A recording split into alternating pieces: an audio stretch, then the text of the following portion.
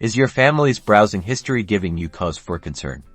Today, we're going to lock down Chrome and block those adult sites, creating a safer online experience for everyone. First, let's leverage Chrome's built-in features. Open your Chrome browser in the top right corner. Click on the 3 vertical dots to open the Chrome menu.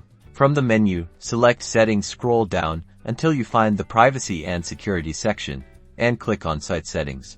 Now, scroll down until you see pop-ups and redirects. Click on it and make sure it is blocked. Also check the Ads option and make sure ads are blocked on sites that show intrusive or misleading ads. This can help reduce exposure to unwanted content. For a more robust solution, let's explore browser extensions. Go to the Chrome Web Store. You can search on Google to find it. In the search bar, type Adult Website Blocker. Several options will appear. Research each one, reading the reviews, and pick a highly rated blocker like Block Site or Stay Focused. Click Add to Chrome and follow the installation prompts. Once installed, configure the extension by adding specific adult websites to its block list. Most extensions allow you to customize settings, set passwords, and even block entire categories of websites. Finally, consider using parental control software at the operating system level for even more comprehensive protection.